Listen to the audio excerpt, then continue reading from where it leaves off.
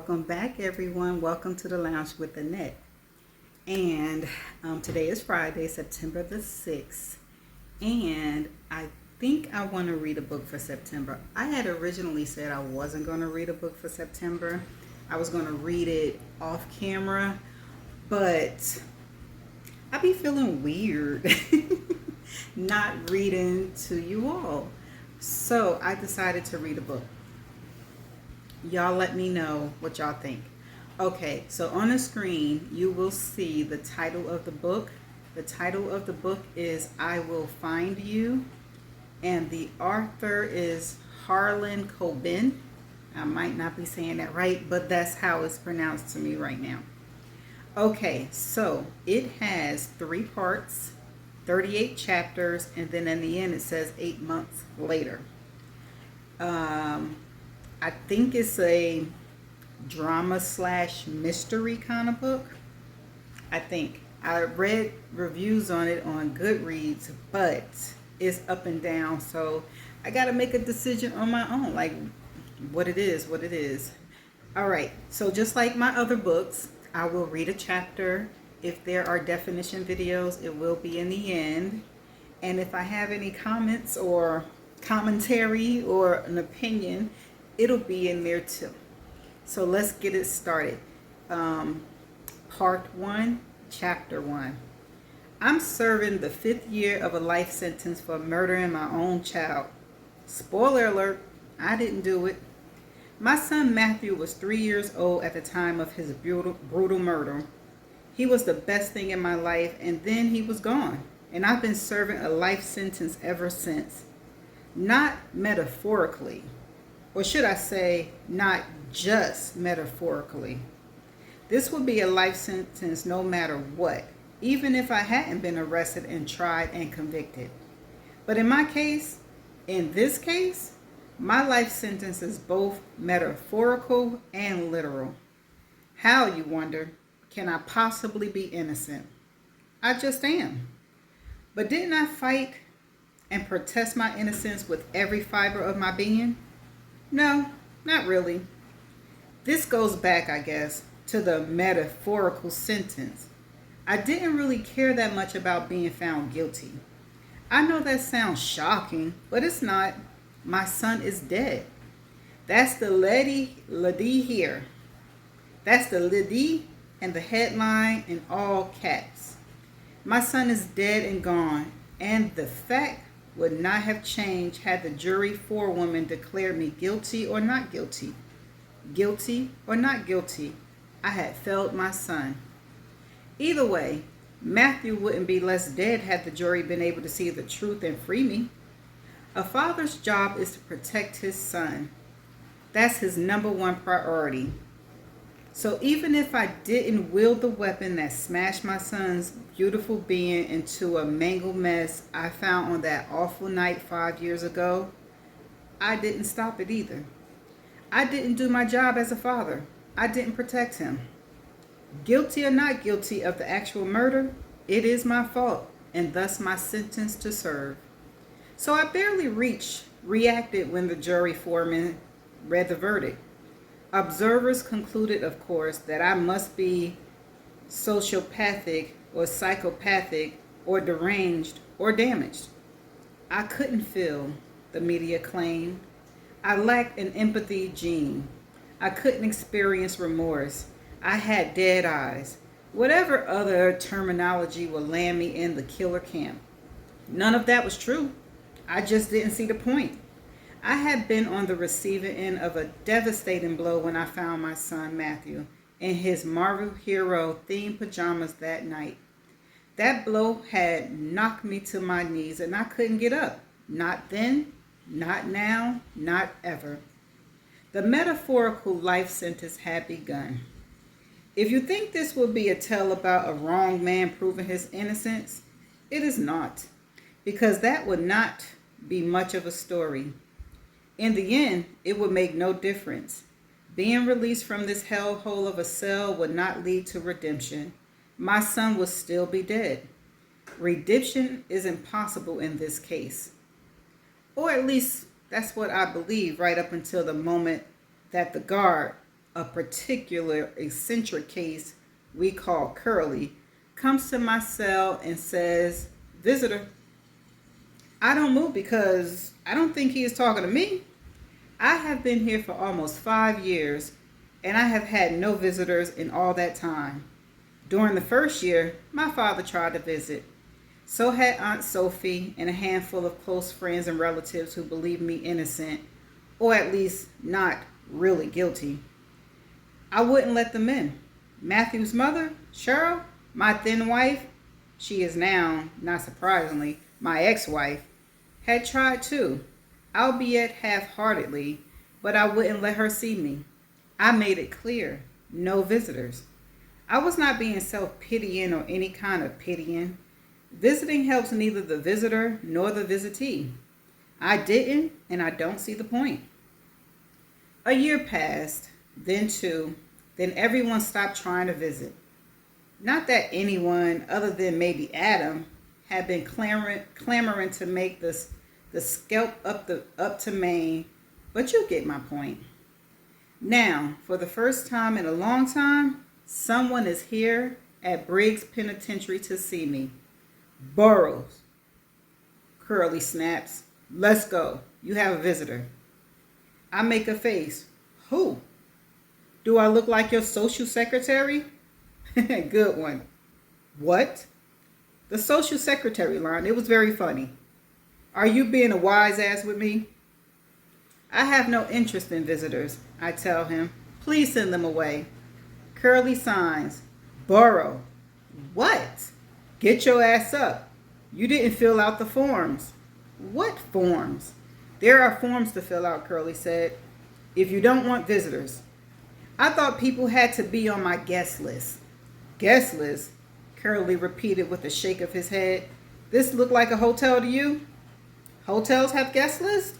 I counter.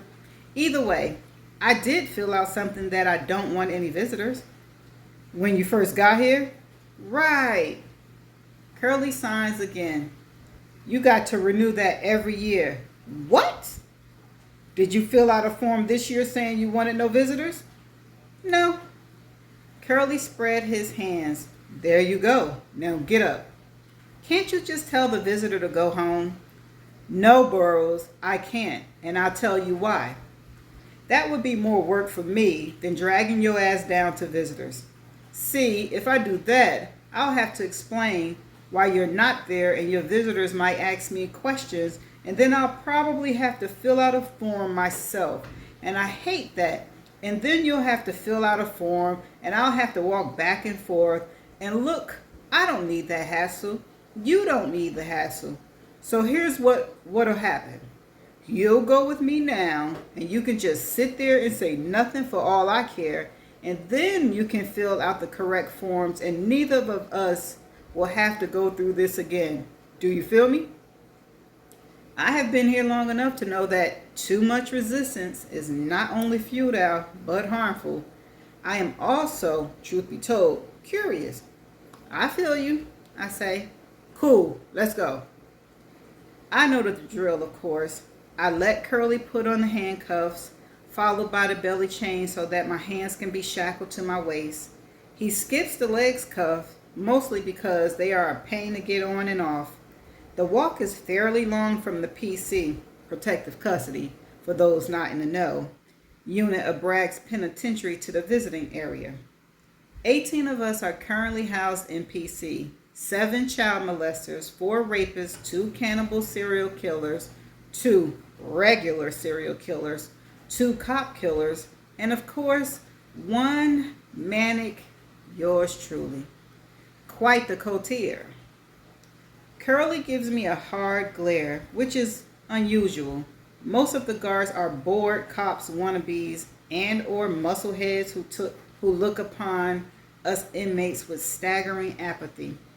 I want to ask him what gives, but I know when to keep quiet. You learn that in here. I feel my legs quake a bit as I walk. I'm oddly nervous. The truth is, I've settled in here. It's awful, worse than you can imagine, but still, I've grown accustomed to this particular brand of awful.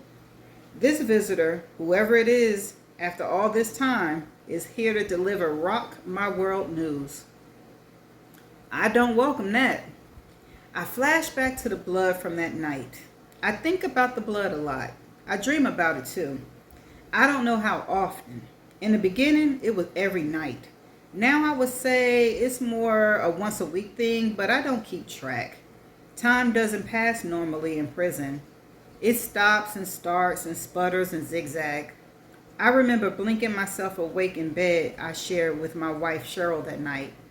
I didn't check a clock, but for those keeping score at home, it was 4 in the morning. The house was silent, still, and yet somehow I sensed something was wrong. Or maybe that is what I believe. Incorrectly now. Memory is often our worst imaginative storyteller. So maybe, probably, I didn't sense anything at all. I don't know anymore. It's not like I bolted upright in bed and leaped to my feet. It took time for me to get up. I stayed in my bed for several minutes, my brain stuck in that weird cusp between sleep and awake, floating ever upwards towards consciousness. At some point, I did finally sit up. I started down the corridor to Matthew's room, and that was when I noticed the blood. It was redder than I imagined, fresh, bright Crayola crayon red, garish and mocking as a clown lipstick against the white sheet. Panic gripped me then. I called out Matthew's name. I clumsily ran to his room, bumping hard into the doorframe. I called out his name again. No answer. I ran into his bedroom and found something unrecognizable. I'm told I started screaming. That was how the police found me, still screaming. The screams became shards of glass careening through every part of me. I stopped screaming at some point, I guess. I don't remember that either. Maybe my vocal cords snapped. I don't know. But the echo of those screams has never left me. Those shards still rip and shred and maul. Hurry up, Boros, Corey said. She's waiting for you. She? He says she. For a moment, I imagine that it is Cheryl, and my heart picks up a beat. But no, she won't come, and I wouldn't want her to. We were married for 8 years. Happily, I thought, for most of them. It hadn't been so good at the end. New stresses had formed cracks, and the cracks were turning into fissures. Would Cheryl and I have made it? I don't know. I sometimes think Matthew would have made us work harder, that he would have kept us together. But that sounds a lot like wishful thinking. Not long after my conviction, I signed some papers and granted her a divorce. We never spoke again. That was more my choice than hers. So, that's all I know of her life. I have no idea where Cheryl is now, if she's still wounded and in mourning, or if she's managed to make a new life for herself. I think it's best that I don't know. Why didn't I pay more attention to Matthew that night? I'm not saying I was a bad father. I don't think I was. But that night, I simply wasn't in the mood. 3-year-olds can be tough and boring. We all know this. Parents try to pretend that every moment with their child is bliss. It's not. Or at least that's what I thought that night. I didn't read a bedtime story to Matthew because I couldn't be bothered. Awful, right? I just sent my child to bed because I was distracted by my own meaningless issues and insecurities. Stupid. So stupid. We are all so luxuriously stupid when things are good in our life. Cheryl, who had just finished her residency in general surgery, had a night shift in the transplant ward at Boston General. I was alone with Matthew. I started drinking.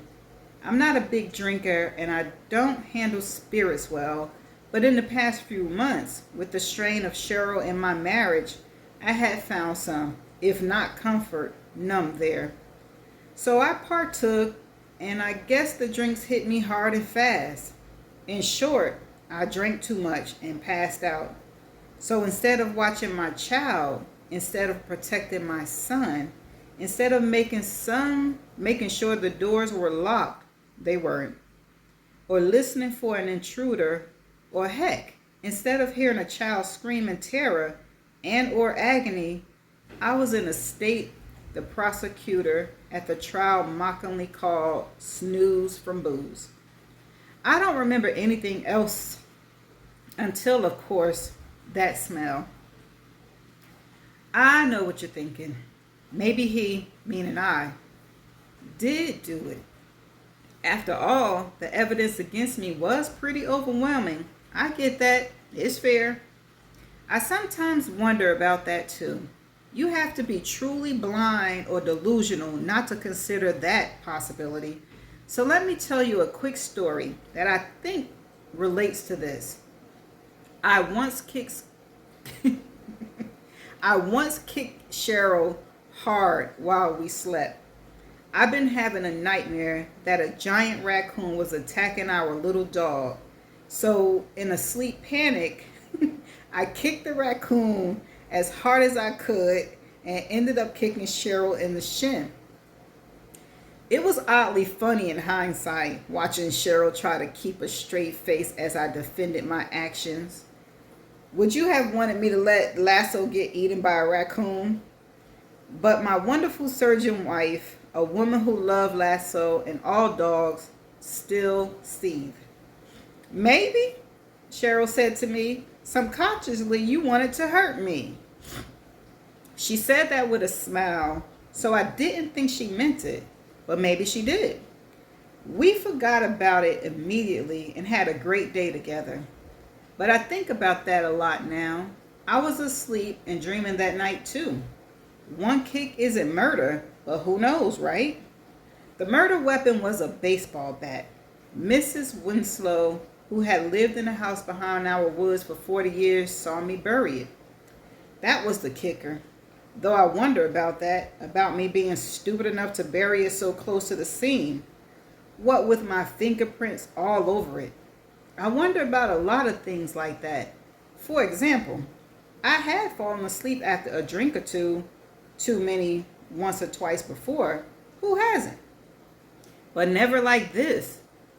Perhaps I've been drugged, but by the time I was a viable suspect, it was too late to test for that. The local police, many of whom revered my father, were supportive at first. They looked into some bad people he put away, but that never felt right, not even to me. Dad had made enemies, sure, but that was a long time ago. Why would any of them kill a 3-year-old boy for that kind of revenge? It didn't add up. There was no signs of sexual assault or any other motives either. So really, when you add it all up, there was only one true viable suspect. Me. So maybe something like a raccoon kick dream happened here. It's not impossible. My attorney Tom wanted to make an argument like that. My family, some of them anyway, believed that I should take that route too. This diminished capacity or some such defense. I had a history of sleepwalking and some of what could have been described as mental health issues if you push the definition. I could use that, they reminded me. But nah, I wouldn't confess because despite these rationales, I didn't do it. I didn't kill my son. I know I didn't. I know. And yes, I know every perp says that.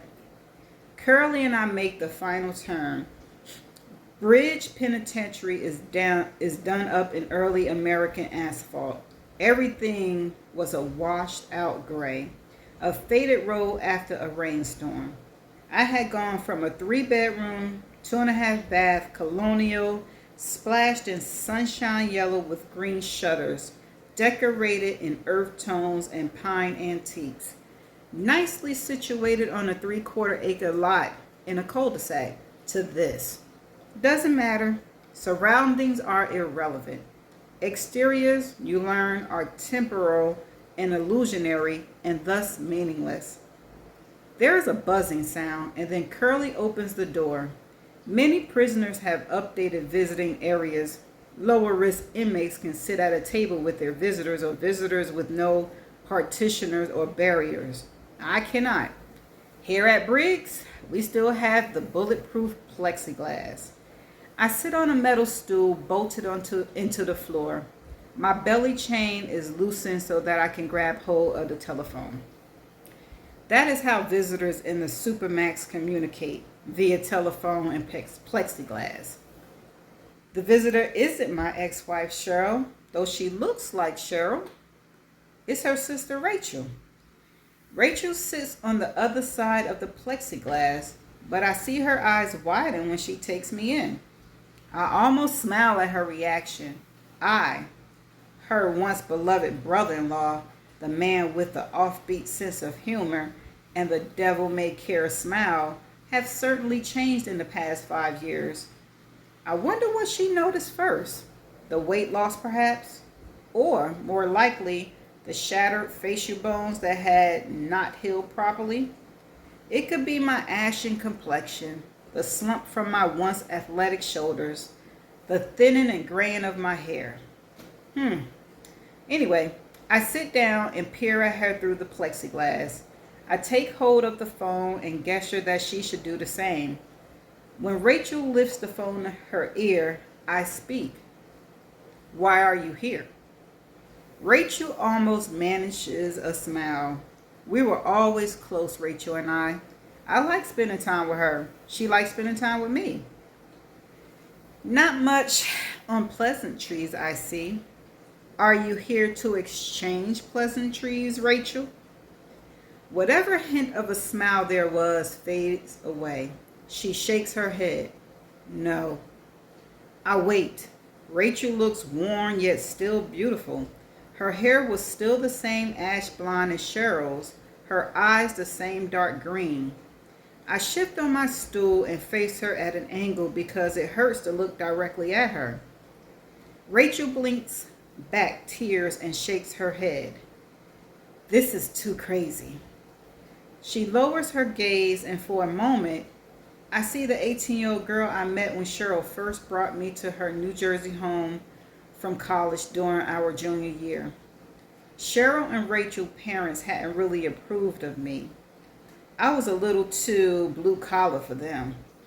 What with the beat cop father and row house upbringings, Rachel, on the other hand, had taken me right away. And I grew to love her as the closest thing I would have to a little sister. I cared about her. I felt protective of her. A year later, I drove her up and helped her move in at Lamar University as an undergrad and later to Columbia University where she studied journalism. It's been a long time, Rachel says. I nod. I want her to go away. It hurts to look at her. I wait. She doesn't speak. I finally say something because Rachel looks like she needs a lifeline, and so I can't help myself. How's Sam? I ask. Fine, Rachel says. He works at Merton Pharmaceuticals now in sales. He made manager, travels a lot. She then shrugs and adds, we're divorced. Oh, I say, I'm sorry. She shake that off. I'm not really sorry to hear it. I never thought Sam was good enough for her, but I felt that way about most of her boyfriends. Are you still writing for the Globe? I ask. No, she says in a voice that slams the door on that subject. We sit in silence for a few more seconds, then I try again. Is this about Cheryl? No, not really. I swallow. How is she? Rachel starts wringing her hands. She looks everywhere but at me. She's remarried. The words hit me like a gut punch, but I take it without so much as flinching. This, I think to myself, this is why I don't want visitors. She never blamed you, you know. None of us did. Rachel? What? Why the hell are you here? We fall back into silence. Behind her, I see another guard, one I don't know, staring at us. There are 3 other inmates in here right now. I don't know any of them. Briggs is a big place, and I try to keep to myself. I am tempted to stand up and leave when Rachel finally speaks. Sam has a friend, she says. I wait. Not really a friend, a coworker. He's on the marketing side, in management too, at Merton Pharmaceutical. His name is Tom Longley. He has a wife and 2 boys. Nice family. We used to get together sometimes for company barbecues, stuff like that. His wife's name is Irene. I like her. Irene is pretty funny. Rachel stops and shakes her head. I'm not telling this right. No, I say. It's a great story so far. Rachel smiles, actually smiles at my sarcasm. A hint of the old David, she says. We go quiet again. When Rachel starts speaking, her words come out slower, more measured. The Longleys went on a company trip 2 months ago to an amusement park in Springfield, Six Flags. Six Flags, I think it's called. Took their 2 boys. Irene and I have stayed friends, so she invited me over to lunch the other day. She talked about the trip. A little gossipy because I guess Sam brought his new girlfriend. Like I care. But that's not important. I bite back the sarcastic rejoinder and look at her. She holds my gaze. And then Irene showed me a bunch of photos. Rachel stops here. I don't have the slightest idea where she is going with this, but I can almost hear some kind of foreboding soundtrack in my head. Rachel takes out a manila envelope, 8 by 10 size, I guess. She puts it down on the ledge in front of her.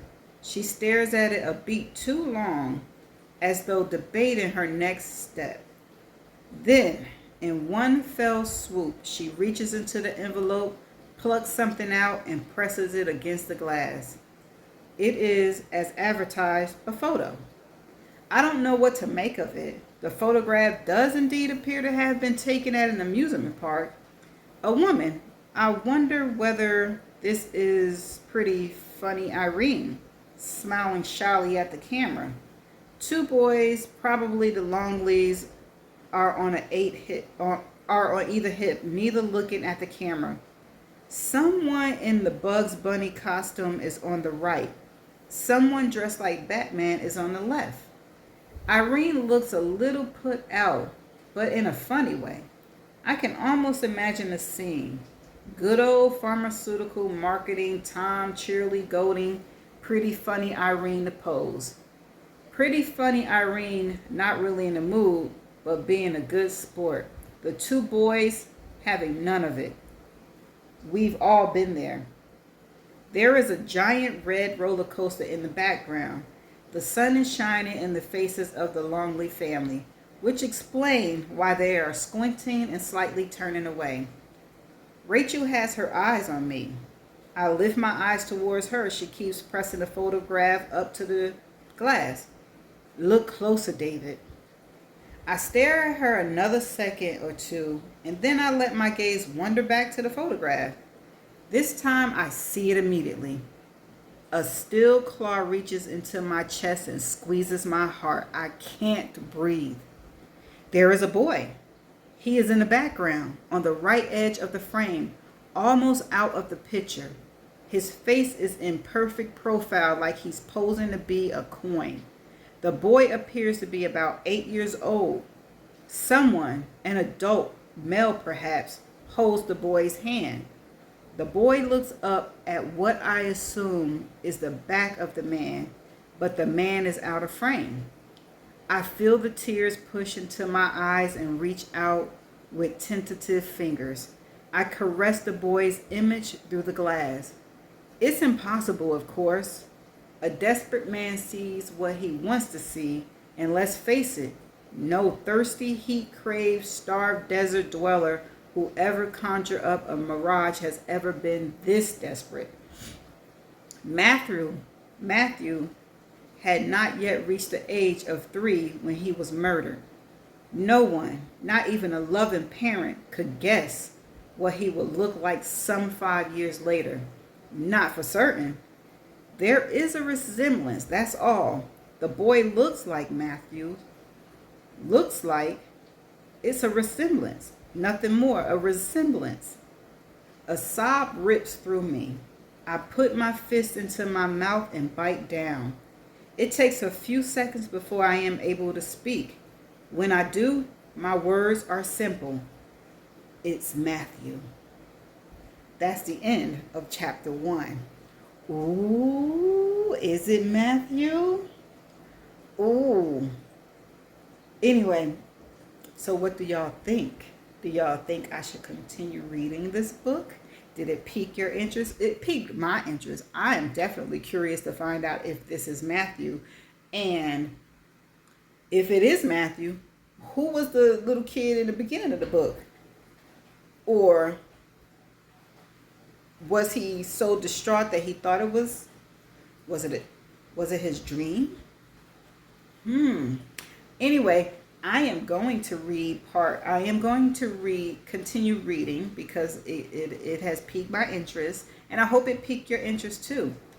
But until next time, I'll see you in the next chapter. Bye.